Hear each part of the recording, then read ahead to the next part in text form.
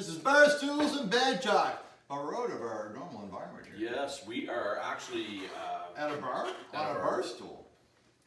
The interrupting still continues, which is awesome. We've got a couple of gentlemen here that we actually just did a segment of their show. So we're gonna get them to introduce themselves because they're doing some really special things here in the community.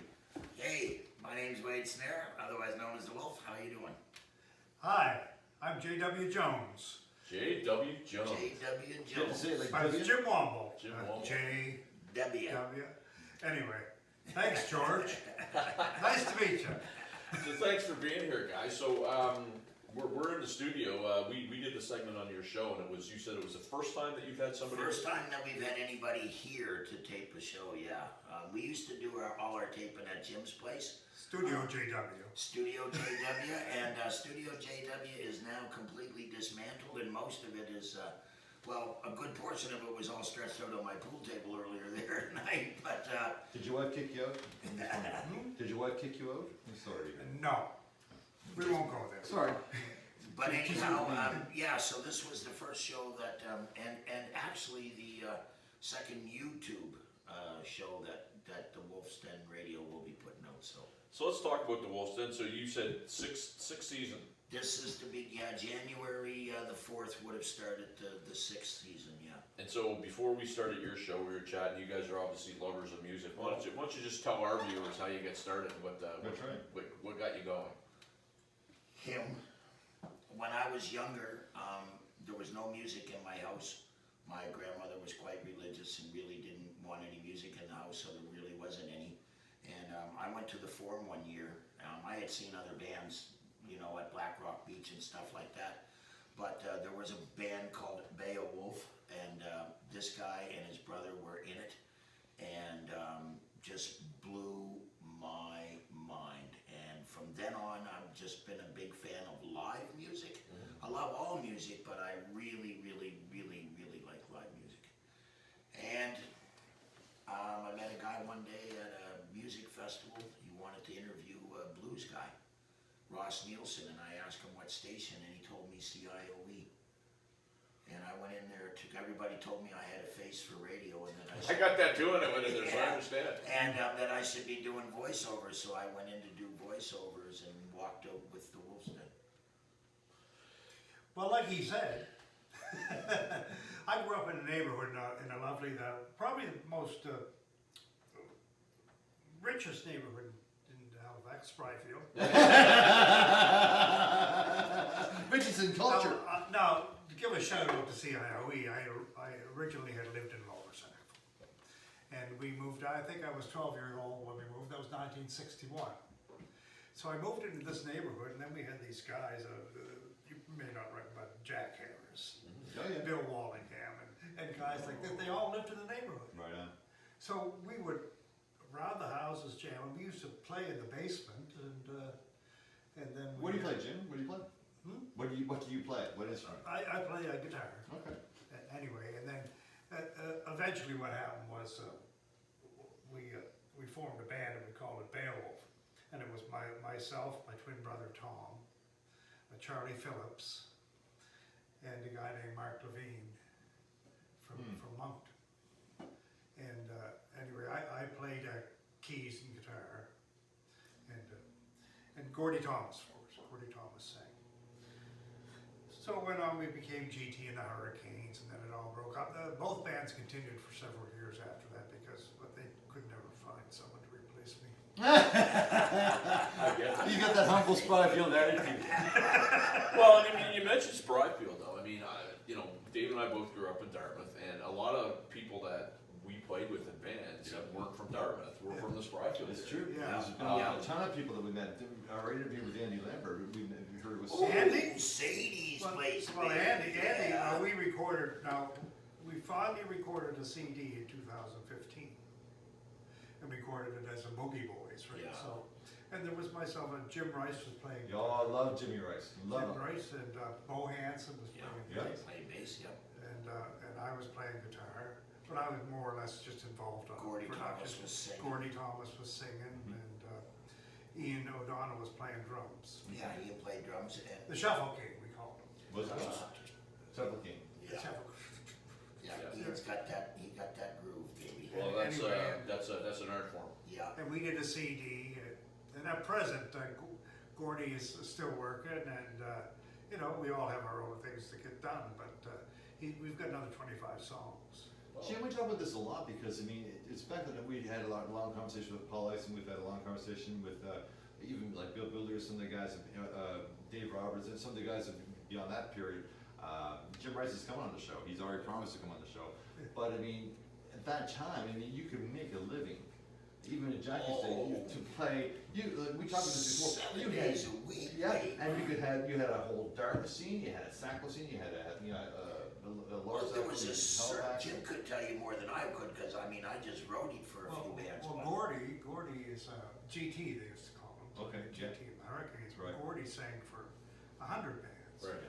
And he was in the country scene, what was a Frontier or Okay, something like yeah, that, yeah. and all these bands, and they were working 6 nights a week. Yep, yep, They got Monday nights off, yep. or Sunday nights, Sunday or Monday nights off, right? And they would do the rodeo and places like Yeah. that. He was smart enough, of course, that he never gave up his day job, but he was making twice as much Sure. playing as he was, and they actually made a joint bank account and got paid themselves $800 a week or something. Yeah, And plus then paid for all their gear. and bought all the bank account bought all the gear and stuff like that. Yeah. But that was the scene. Yeah, That it was was. probably the most productive, richest time. Well, we were talking earlier, just not on anything that was being recorded, but we were talking about, I went to school with Bruce Dixon, and I can remember Bruce, I've told this story before. I can remember like in junior high school, not high school, junior high. I can remember on Friday afternoons, we'd all be yippee-yahoo to get out of school, and Bruce would be getting out and walking out and getting into an old green military bus and going on the road with Sandy Road. Yeah. You know, Dana Westall, I Yeah. remember when Dana played in Titan, he went to Westmount School. You know, going back to all those days, these guys, I mean, the music scene back then was nuts. So out of curiosity, we've asked this a number of times. It obviously at some point changed, and it became less of a 7-day-a-week thing. What do you think happened? Why do you think that happened? Revenue Canada. Fair enough. Oh, did you get caught too? Nope, I pay my taxes. I don't want to talk about 2011, but You anyhow, know- we caught the tail end of that. We were doing that. We were playing 7 nights a week. You didn't get a night off, and you missed a lot of things. And you're right. You would leave certain events like family events that you're doing, or thank God I missed my first wedding because it would have been a nightmare anyhow. So you miss all these things to go on the road and do the things that most people won't do. But to Sean's point, something changed. Now we have our own thoughts and I guess our conspiracy theories. But I mean, whether it be, hey, you can't smoke in the bar anymore, that cut people off. Maybe it was the introduction to video lottery. Maybe it was grunge music in the 90s. Who knows? But it was something that happened that we were in the tail end of that big show band. You had a huge PA system in it. We had 150 lights, and it was a big show. I mean, our costs were $4,000 before the band had ever made any money. It was crazy when you think about it, right? So you had a thought, Wayne, what is it? Well, for me, I think it was kind of a snowball effect. First thing that happened is that the big players in the 70s and that were going on the road all the time and doing the thing, they started to get older and they started to get married and they started to have families, and so they slowed down a bit. I think the generation coming up behind them wasn't quite as enthusiastic, and I don't mean this in a bad way, but we had this thing called disco came along. Yeah. All right, and that took away live music, and that put the DJ in the bar. Yeah. And to pay one guy, right? Yeah, we took a couple of them out the back door. Hey, us roadies had to work too. But seriously, when you took it down to one guy, and then things started to change. You couldn't smoke in the bars. Big thing was the alcohol. Okay, the big thing was the big push with people not drinking and driving, thankfully. Yeah, that's okay, true. But that changed an awful lot of things. VLT. Yeah. And then and then the mindless monsters came in, and that dulled things down even further. And then what's I think the next progression to that is that we started to get everything For free. right now Yep. and for free. Yep. We found out how we could steal it, how we could pirate it, how we could get it for nothing. You start off with Napster, you're right, you don't. And it yeah. started to devalue things. And again, I think we've become a culture that doesn't appreciate what's there, because I don't really think, and I'm not talking about all of them, and please, no hate mail, Well, but I imagine- don't think people have worked. Imagine if you could get a beer from a tree.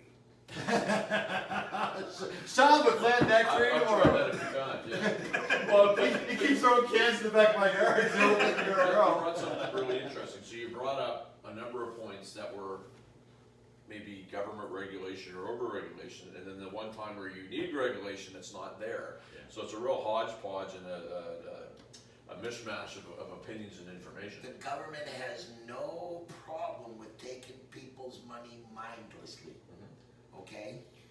They don't, I mean, musicians, artists of any form, okay, are not treated the way they should be treated by the government or by the general public, That's right.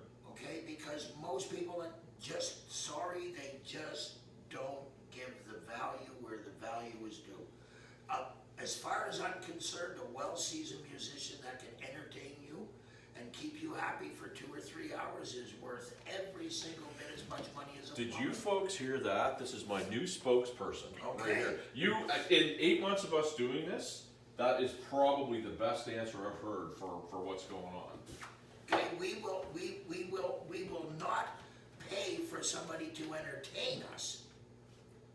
Even though we appreciate it and we realize what it's worth, we'll pay for somebody to come in and fix a convenience for us. Yeah. But we won't pay for an indulgence. We want that luxury for free. But not, you made a good point earlier, the barista's giving you a coffee at friggin' Starbucks for $7.50, plus they want a tip. Yeah. So why would you pay $10 to get to see a band? It just doesn't make sense.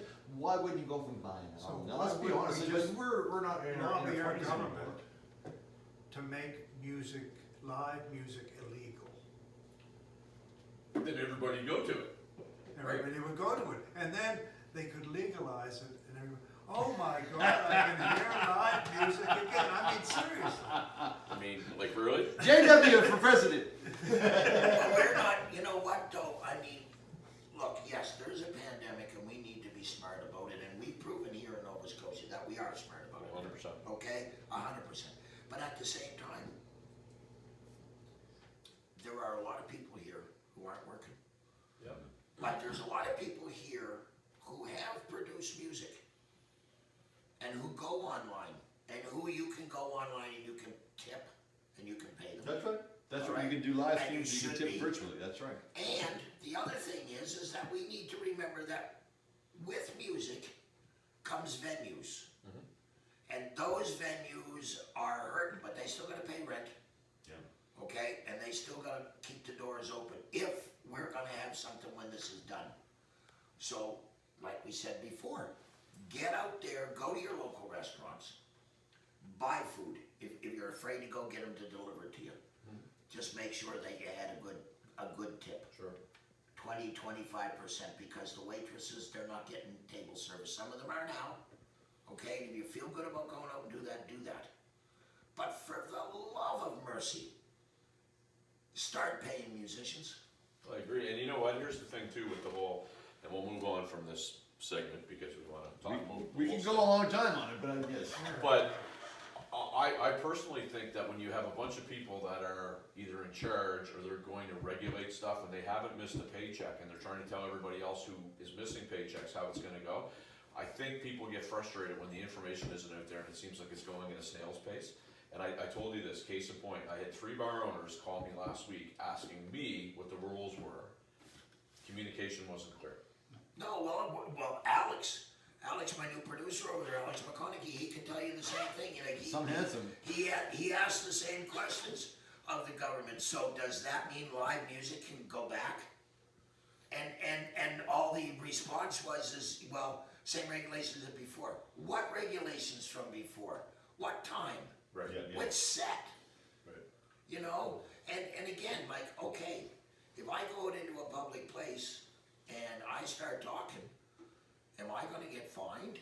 Right, right. Because if anybody thinks that I talk at 50 decibels, And it's a good point. I don't think anybody, I mean, look, nobody wants the premier's job in the time that's going on. Nobody wants Dr. Strang's job. They are doing a bang-up job. Our whole point was, hey, take another opinion, take another viewpoint, because it could be helpful, and that's all we're trying to say. We used Alex's good commentary on our site actually, because he asked some very good questions and right to the source, which is important, you know, because nobody really, and Sean hates this term, but I use it a lot. Unprecedented times, nobody knows. There's no rule book, there's no playbook, but nobody knows what you're supposed to do. But for the love of God, let's communicate. And all we wanted to do with the petition was just like, let's get the people who are involved together to sit down. They don't need to form a committee or take, you know, months and years to talk about it. This is people who are bar owners who are invested in the community, musicians, bar owners, whoever it be, and let them talk and come up with some ideas. Before we go on, we started a new drinking game. Every time Dave says unprecedented times, take a drink. You will be drunk in 5 minutes. Okay. Anyway, so back to the Wolves Den. Unprecedented times! So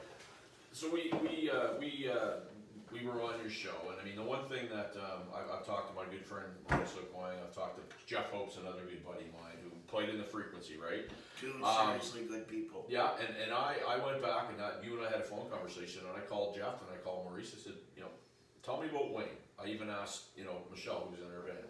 I said, tell me about Wayne. Oh, you didn't ask Michelle. Oh, No, we 100% did. What I get about you guys is above and beyond everything, you're trying to be a place to support live music and have a spot where players can go and ply their wares. So I'm guessing that's kind of the heart of what your show's about? Yeah, the heart of the show is to promote East Coast music. And our deal is, we've got two formats. The Wolves Den was the original format that started out where we would interview artists and they'd play a few tunes. The unfortunate part is that we weren't getting all their music out to everybody. And so I was asked by the illustrious leader at the CIOE if I could put another show together. And I said yes, but I never really got to a point where it really became something that I really grabbed. J.W. Jones latched onto it like a leech onto a fish, baby. I'm telling you. I love the sound effect. But He's you know into what? it. When we would do the Wolves Den at his place, he would take videos and that of people playing live. We would try to get them to do 2 or 3 songs at least live. And he put all those together and then he would take all of their CDs and put them together, and we had a project called the Atlantic Indie Project. And now he's taking it so that he's just doing the live performances, and he's asking artists out there, if you've got a live performance of a song that you wrote or you did, send it to him. There are rules though. Yeah. The rule is that you have to have written the song, and you're gonna play and sing it. That's So there you a fair go, rule. folks. If you're a singer-songwriter and you want to get on the indie project, you know, there's gonna be a hierarchy and whatever, but if you've written a song, and we've had a few guys that wrote a song, sang a song that was, hey, that's all right. JW, tell me this, is because a few people are watching right now, how can they get their information or their gear? Well, there's a to Facebook you? page called the Atlantic Indie Project, The Atlantic and Indie there's an Project. email link. Yeah. You click on that email link and it'll send you to Halifax Homestate.ca. So if you wrote this song and you're willing to perform it live, you can be on this. You could be program. on the show, and we have to have some, there's words we're not allowed to say anymore, isn't there? We're told that we have to. George Carlin had that, did he not? It might be like, Trump, we're not allowed to say Trump anymore. Oh, that's about it. But, I don't get censored, sorry. Yeah. No. I don't think we do. Not on my show anyway. But that's an interesting thing because, so many people are looking for forums to promote their own material. I mean, Maurice is another example. Maurice writes 5 songs a week. One of the things that I'm finding this day in social media and stuff, people are just, I don't want to say lazy, but they're maybe not doing enough research. And I sort of knew what you were doing, but I didn't really know. So if I was an artist that wanted to promote something, there's a place I'd go like that. Just go like that, you send it, I play it. You know? And the Wolves Den, you don't have to have recorded music to come on the Wolves Den either. at one time we thought you did. We have the capability now and the means that we can record you live. Yeah. And we also have the affordability that we can take the time to come to you. And if we're gonna be with you for 2 or 3 hours or whatever, we're not looking for anything, we're not looking for money. Oh, beer. Well, no, I'll be driving, I so think Jim and I are I won't be looking for beer. But to your point here, this is a new mobile thing that you've done, Yeah. so tell us about We, that. we've never been able to go mobile before. We were always, like, I started out going at the studio, and that got very limited because I could only be there when the studio was open. Right. And now with COVID, I can't be there, it's hard to be there when it's open, and afterwards, it's pretty much impossible. We were doing the show at Jim's place, and just the way things go, Jim wants to focus on the Atlantic Indie Project and some other things that he's got going on in his life. And Alex decided to come on board, and so now we've been fortunate. We've had some sponsors that have come on board, and we're looking at a couple more. So we're looking to buy more gear so that we can be full production on site anywhere, and so that we can also go to the YouTube channel from anywhere, and that way we can access more East Coast talent. And we're going to be looking for people not just to send us their music, but if they've got videos, we'd really like to see their videos as well.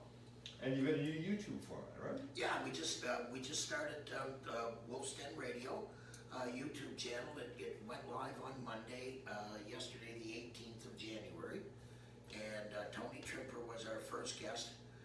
J.W. Jones and I are going to talk later about some of because we have a lot of live stuff on video that I'd really like to be able to put together as a montage to put out to the YouTube channel, so that people around the world can get to see the amazing talent that's here. So if someone was to Google Wolf's Den Radio on YouTube, would they find you that way? I think so. It's Let's go see. Actually, if you go to YouTube and Jimmy, Jimmie, Wombolt, Wombolt, there's the channel. That channel has most of the and there's music from the Wolf's Den, and if you go to jwjones at podbean.com, you'll get all the shows on podcast. yeah, and that's just the video or the audio. The audio. Video there. Well, we were on the radio. Yeah. We love to promote this stuff. I mean, there's people that have been doing this for a long time. Someone like Jerry Ham. Love Jerry Ham. He spent hours and hours and hours and years of his life video recording the 80s, the 90s, the 2000s, 2010s, and he's got so much stuff on YouTube. You know, it's important to support people like Jerry. Exactly, and you know what? And the other guy that you want to be supporting is, you need to go look at Stephen Ruxton's photos. Couldn't agree more. And Okay, I was going to go there alright, next. He's still alright. not. I don't care if you're looking at his band pictures or you're looking at his wildlife pictures. Yeah. The man's eye is amazing, and his heart is as Pure. big and as pure Yeah. as his eye. And Bruce Nelson, he's probably And Well, and what else, it's like we rehearse this. It's because honest to God, right? The Frequency did a video last night. Jerry Ham, and he was Yeah. there with Chantel. They set it up. Ruxton and Nelson were there, and go on Barstool's Facebook page. Go on Bruce's Facebook page, Steve. Some of the pictures they got were unbelievable. And who was doing sound last night? Zach Lacey Lacey was on the board. And We baby. love exactly. And Right on, And brother. Nazarian was doing lights, and it was, we actually had some people that were in the bar watching, but these folks, Jerry showed up with so much gear, and we knew exactly what was going to take place, and what a pro. I tell you, you know what? I can remember I was doing a gig at Monty's. I was doing a benefit. I think it was Sam's benefit, Sam Okay. Moon's benefit. All for his hip. And Harry was there, and he come right up in front of me with this GoPro thing or whatever, and it's like on this gyrating thing, and he sticks it right in my face, and I'm like, what in the name? A little intimidating, but again, like he's got a website, a YouTube channel. I think he's got Harry like Jam, yeah. 1 million views. Yep. But anyway, go check him out. Go check out Steven. Go check out Bruce Nelson. Check out Monty's. I think he uses Harry Jam. Harry Yeah, Jam, Big Cam is a or production. Big Cam is Big Cam Productions. Well, that's you know, right. and it's great that you're bringing this up, because these would be people that you would have on your show, but a lot of people don't realize the talent we have in our own backyard, that you just totally overlook, right? And that's the whole idea of the Wolf's Den. We want to bring forward to people that you don't get to hear about. CIOE wants to play the people that you don't hear on mainline radio. Oh, Which we is awesome. interviewed Mark Peters. Yep. No, Mark doesn't play. Well, he does, but he's yeah, not recording. But I mean, but he's running one of the best festivals in Nova Scotia, Sure. right? So this is information people have to have. Yeah, I mean, yeah, like we're here to promote East Coast music, be it a festival, be it the people that go to the festival, the artisans that are at the festival. That's right. It's all part of the family. Yep. Right? I mean, it's what makes it what it is. I mean, all I can tell you, you know, people want to know about music festivals and stuff, and are they good places to take your children and whatever? There is no better place in the world Absolutely, than to take your kids to any place there's music. Absolutely, and you know, something we talked about off camera, and we'll bring it on here, because I'd love to get your 2 cents on it. I've been in the music business a long time. I moved away, I came back, and one of the things that I find about our industry, it is vibrant to a point, but there's also a component of, you know, if you're at a certain tier, you're there, but other people can't get in that tier, and so the level of support for the people that kind of want to bubble up isn't always there. What are your thoughts on that? I agree wholeheartedly. I think that there's a machine that drives the business, and you've got to be, you have to be one of those shiny things that gets into the machine, or you don't get there. That's right. And the worst of it is that once you're in the machine keeps you going, and other people that are working their behinds off that deserve to have that funding and to have that recognition That's right. aren't being recognized. Now, I'm not gonna name organizations. Preach it, or groups, preach it. okay? But I know for a fact that CIOE, okay, had people that were supportive of it and that were putting that name forward, yet it never appeared. And hearing through the grapevine that, well, there's panels that decide Right. which ones go through and which ones don't. Didn't the people, or didn't the person that put that forward already make that decision? Sure. And whether it's one person or 100 people, shouldn't that stand on that merit and at least be put out there so that other people get the opportunity to decide whether or not they think that one should be involved or not? Yep. It's a least common denominator kind of thing. I mean, you got the music, you got these tiers. I mean, you got the working musician, blah, blah, blah. Then you got the people that made it to a regional level kind of thing. That's right. But the highest tier, of course, when the money gets involved. And it's really got not a lot to do, it's what people are liking at the time, what people are, you know, what they're into. And we're seeing in the last little while how the depth of perception of the general public, you know, it's like, Sure. yeah, it's like your music, the music is gonna be something that's, But it's almost impossible for somebody to break into the scene. You nailed it, and to add to what you're saying, we've asked some of those shiny people to come on the show, and they've said no. So we're not gonna ask again, because you know, here's what you've opened my eyes to, and I've always known this, but the guy that, I've been fortunate enough where I've been at that level, where money's been involved in different sorts of things, I know how it works. But you see some of these folks that are busting their humps to get a break, and it's just not happening. Meanwhile, the shiny people seem to be getting all the breaks. So it's a very good point. And I think it needs to change, and hopefully it will. And I think, and again, I think we, the people, have the power to make that change. Musical patriots. And the way that we start to do that right off the get-go is that we start to appreciate and financially support our music scene. That's right. Put And value back on it, that's exactly it. we need to start to value the value of a song.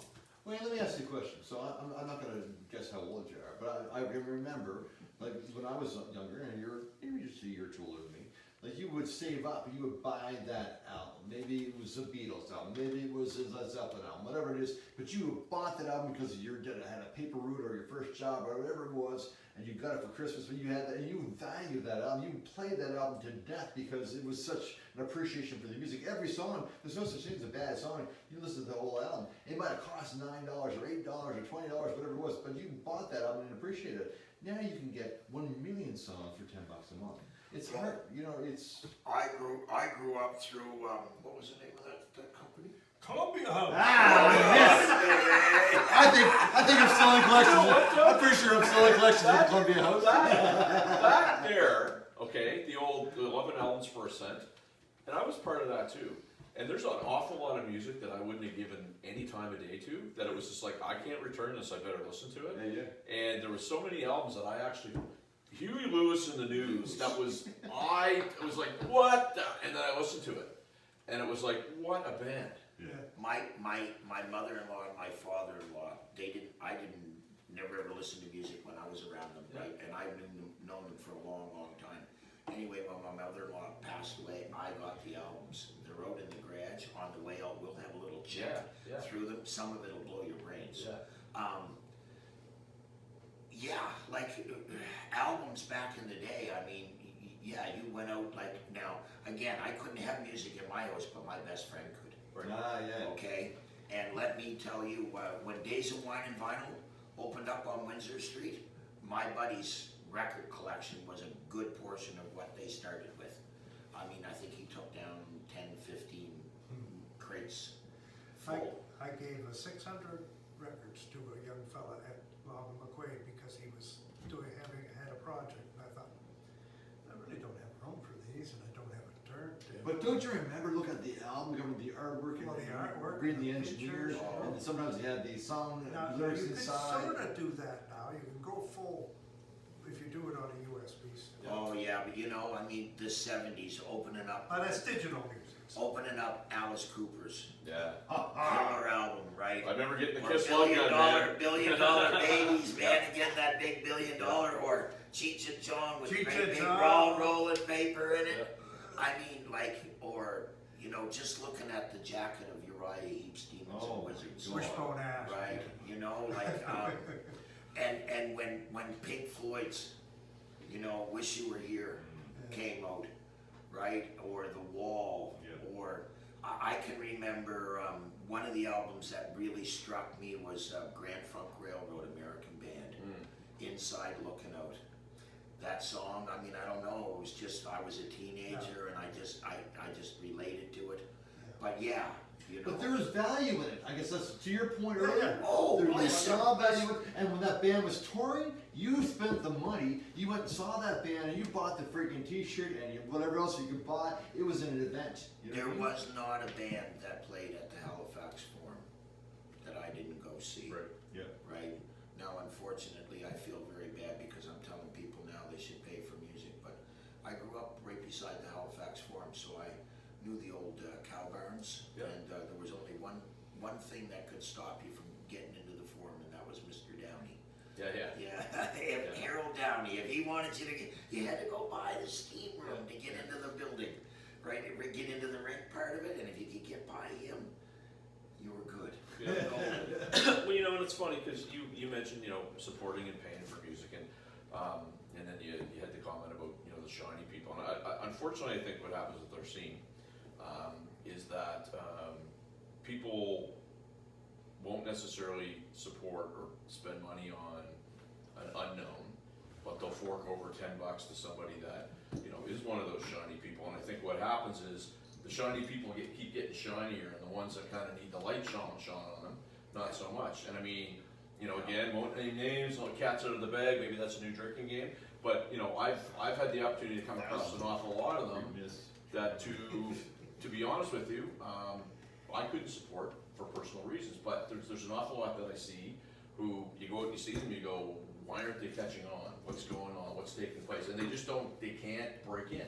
What I don't understand is that, you know, as we get to a point in our lives where some of these musicians are getting to a point where they gotta be getting tired, okay? But at the same time, they still wanna keep doing what they're doing because they still wanna get paid. But where's the mentorship? I see a lot of mentorship between young people. Yeah. And I've always said the collaboration here is absolutely out of this world.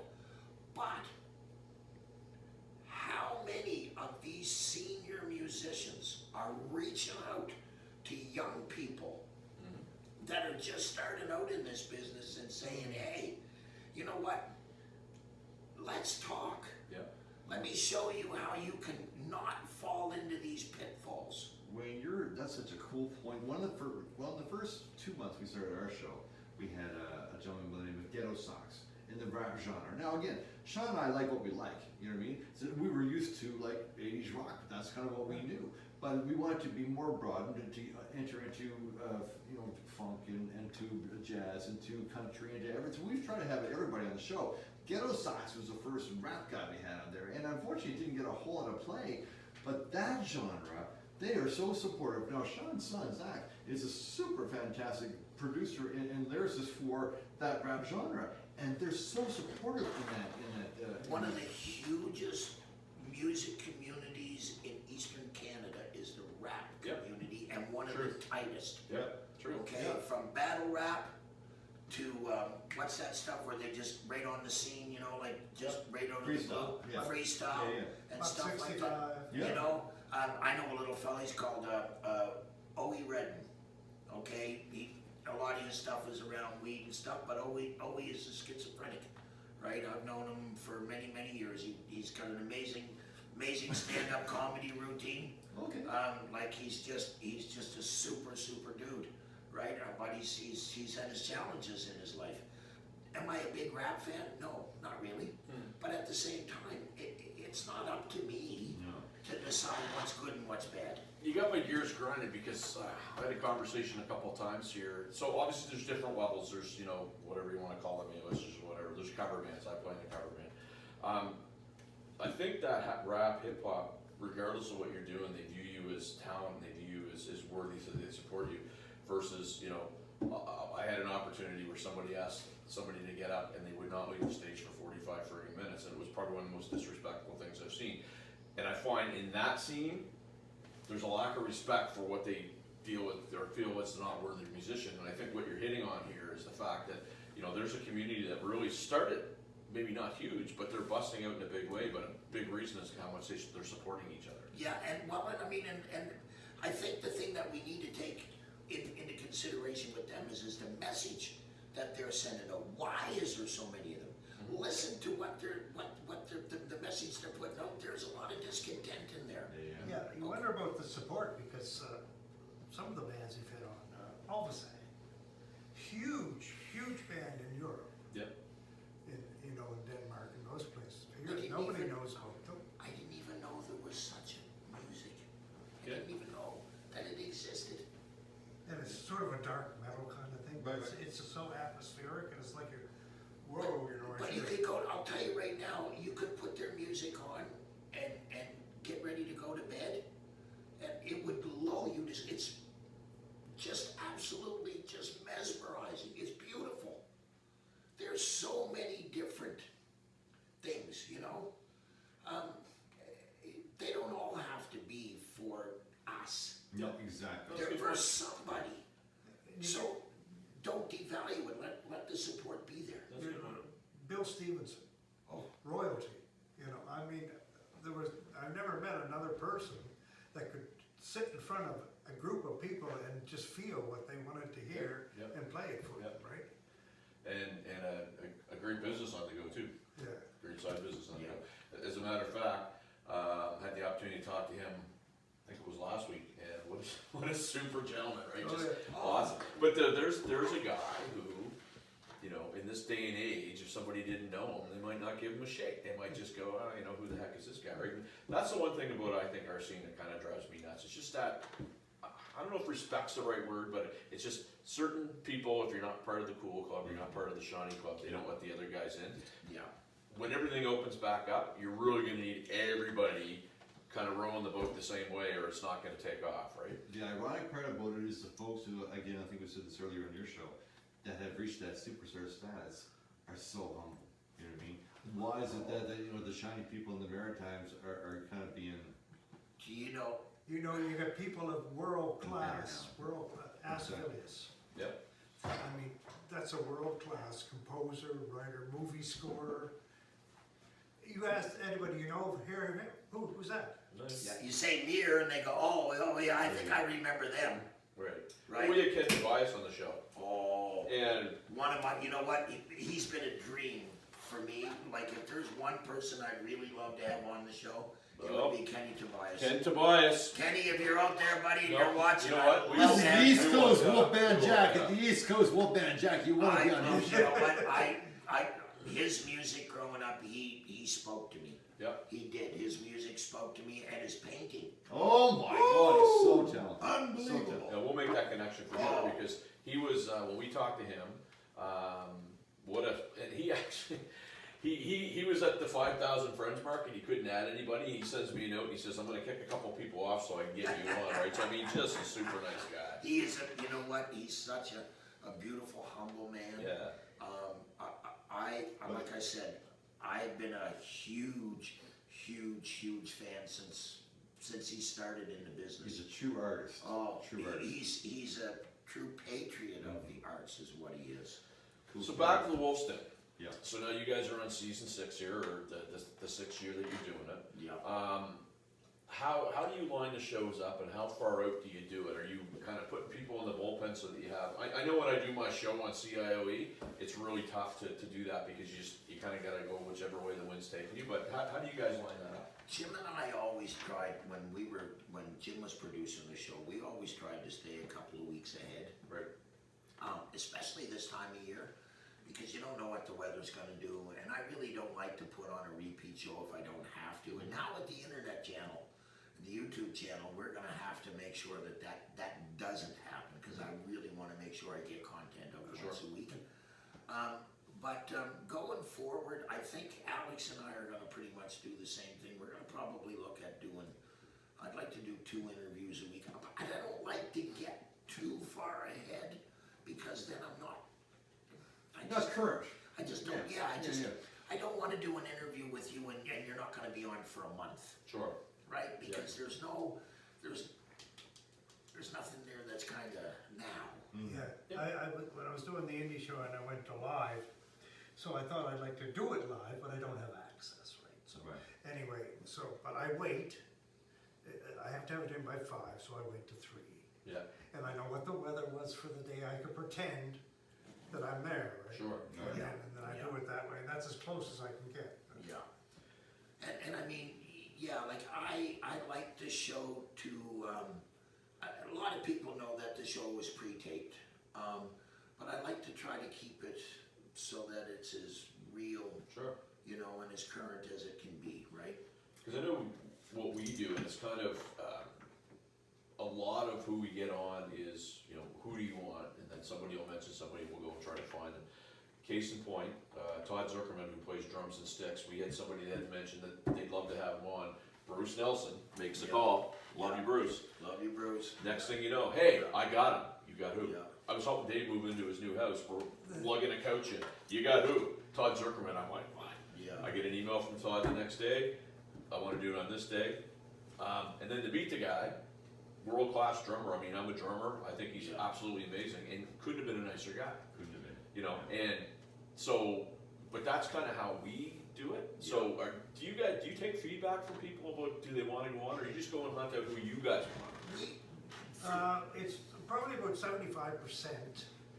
We hunt them down. Okay. You know, and 25% will contact us. Yeah, like a And lot. then we have our regular guys, like, people that are doing a CD a year. Right on, yeah. We want to put the new CD on, can Yeah. we come on, can we blah, blah, that's easy enough. And yeah, and then we have a lot of people that have been on the show in the past, that say, hey, look, I got a new project. Can we come in and, can we come in and talk about it? Sure. Maurice just contacted me the other day and said, hey, listen, you know what, I'd really love to come back in again. A whole bunch of things have changed since the last time you were here. So, I mean, yeah, but I'm open.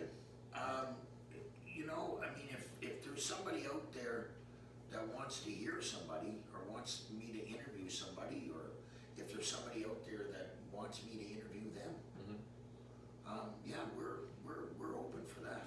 What I will say, and this is 100% straight up, so you had Jeff Hope on, so Jeff had Into the Void, Yeah. it was his first CD in I think 13, 14 years. 14 years. And it kind of came out of him losing his dad, and again, I played in a band with Jeff, I've known Jeff, he's frequency a long When I time. was dead.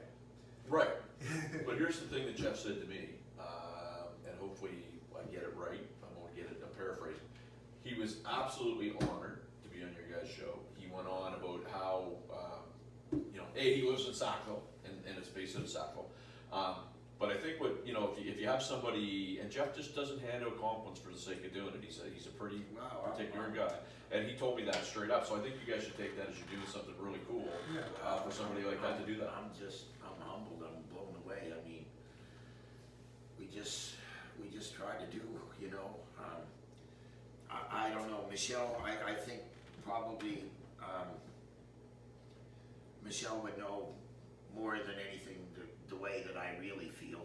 I've known Michelle for a long, long time, and I've been really, really, really blessed to call her my friend. But I'm just, I'm humbled, to be honest with you, that the music community has given me the opportunity to do what I get to do, which is something that I love so much.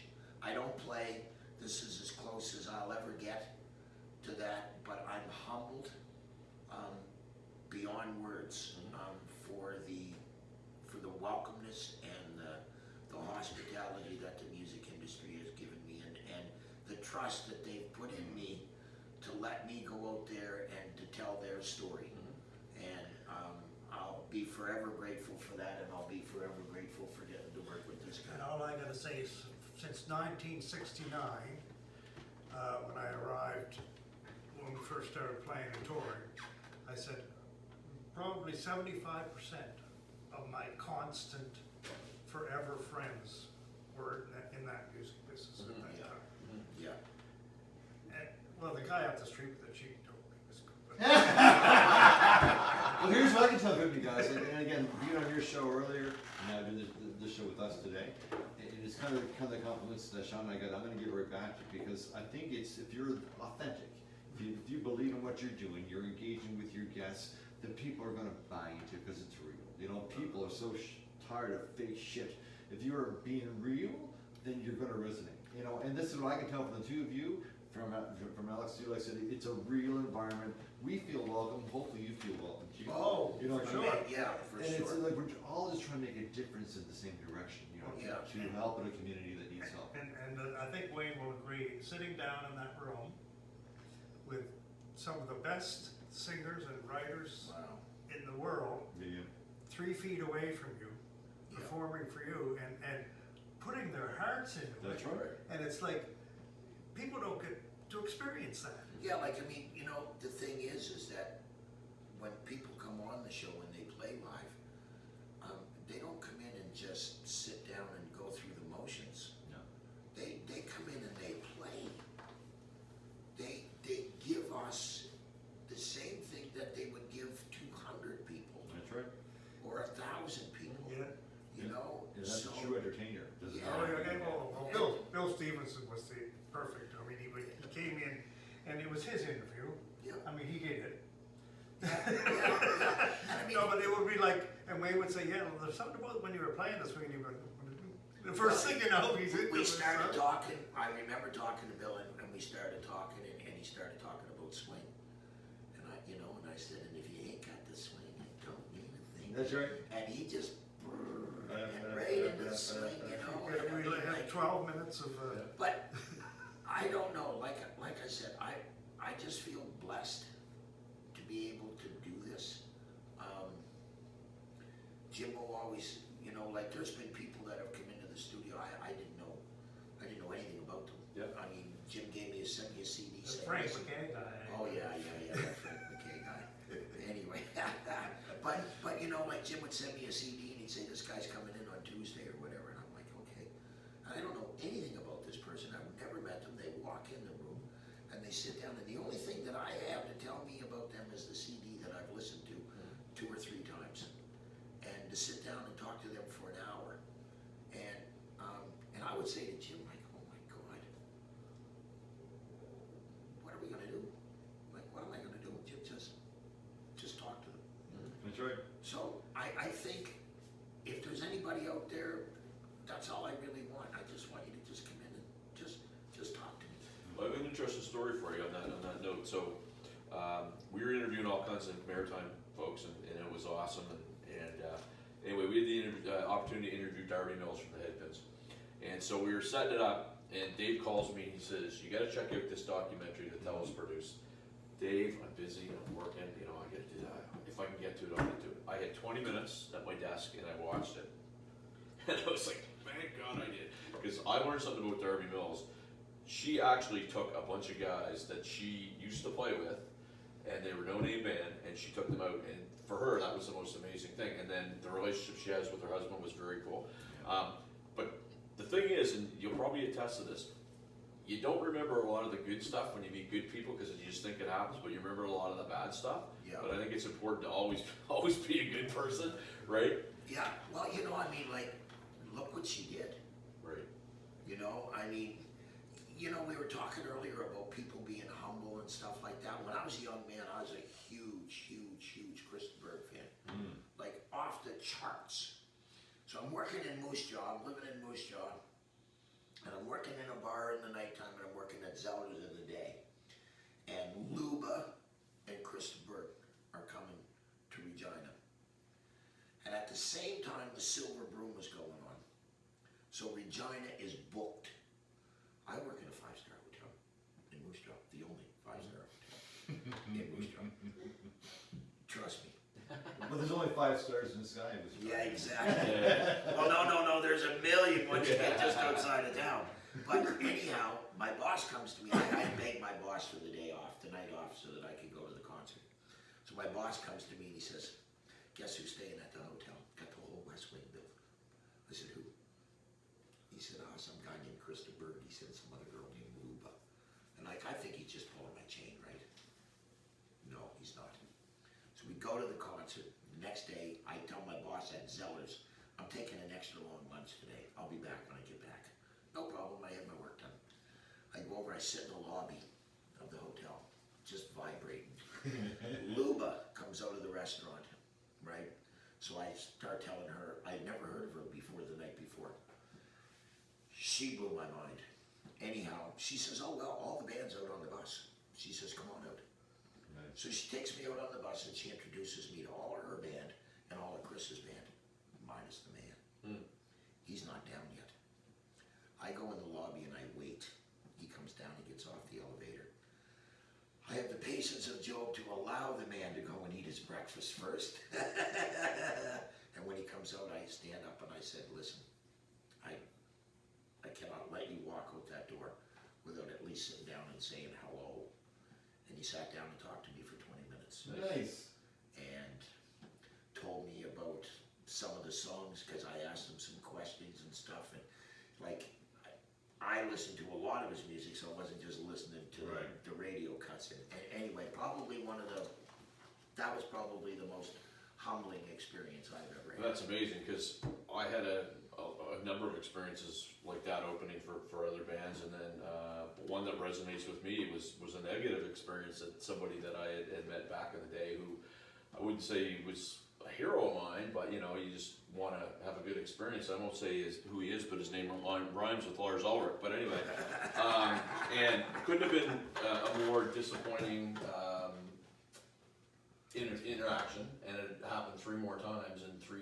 So, you know, to your point, people put their pants on one leg at a time, but when you have that good experience, it sticks with you. It makes all the difference in the world. Sean has a quote, sometimes we'll say, sometimes we won't. He'd say, it's so refreshing when you meet somebody who's an idol, who's a hero of yours, who isn't a dick. Yeah. When you meet them in real life or talk Yeah. to them.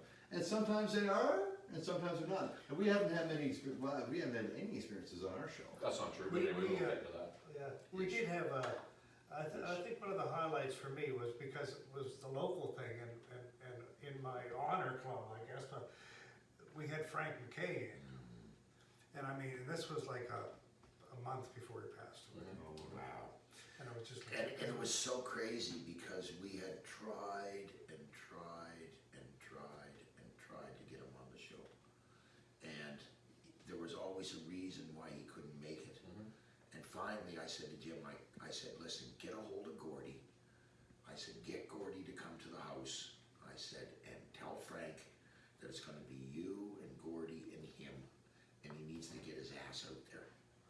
And anyway, Frank said, well, I need a ride. I said, I'll pick him up. He said, fine, Gordy will take me home. Good, so we picked him up. And now the audience only got to hear 1 hour, but we were there for 2.5 or 3 hours and laughed. Nice. And he talked about stuff, and we went back and talked about the Lincolns. I was looking at that over your shoulder. And Yeah. whew, that was another weekend. That was, brother. But anyway, we talked about it, and I've been very, very, very blessed in my life to become friends with a man by the name of Laney Francis. And he's completely changed my life. That man has. Him and his ex-wife, well, his wife passed away this year. Frank McKay, we did the interview, and within 3 weeks, he passed away. And we did another interview. I think probably the other really, really poignant interview that we've done was with the twins and Robbie Smith. Robbie came up to Halifax to go for some tests, and we had planned the interview around the time that he lived in Shelburne, and it was hard to get them up here. And anyway, we came up, and we had the most amazing interview. And the last song that he played was One Storm. One Storm Away from Our Home. And Robbie, Robbie, he wrote for, what's that guy that was, Roger Whittaker. Roger Whittaker, yeah, he was on the credits on 2 or 3 songs on Roger Whittaker's album. It isn't amazing, you don't know Roger Whittaker, and everybody says the whistle guy, you know exactly. Because I grew up listening, my grandmother used to listen to him all the time. Yeah. But fellas, we want to be respectful of your time, so we'll wrap it up here. But I guess a couple of things. First of all, thank you so much for coming on our show. Thank you for having us. And thank you so much for what you guys are doing, really and truly. I mean, I just think that the world needs a whole lot of what you guys are doing. An Atlantic Indie Project, Facebook, the Atlantic Indie Project. There's a link. Send your music. Your Uncle Harry's song. He wrote it. Do you want to tell Maurice, I think we found your natural father. I was gonna say, what a pitch man. I was going to go there. Oh, we've had Isaac Kent on. And I think ours is Wolfstead Music. WolfstenRadio.ca. WolfstenRadio.ca. Thank you, Jesus. Thank you, yes, that voice is out of the sky. It's all new, so we're getting there with no, but thank you so much for having us, and thank you for what you do. And Well, thank you for what you do and what you have done and what, we're continuing on together. We're one community. We're going forward just to promote the stuff that we believe in, and it's live entertainment and the arts. Yeah, and I'd like to wrap with this. I mean, these guys are, nobody's getting rich off what we're doing here tonight. Nobody's getting rich, right? We're not. We get 2 free beer. Right, actually, we actually owe the money before we leave, but, so it's important that everybody. Subscribe to our YouTube channel. No, everybody needs to support what's going on here, straight up. And I apologize if I was a little cranky tonight, but there's a couple of things that Wayne tipped me off to. So, thanks a lot, guys.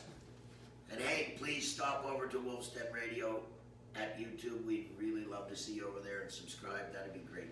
Amen, brother. Peace out. Peace.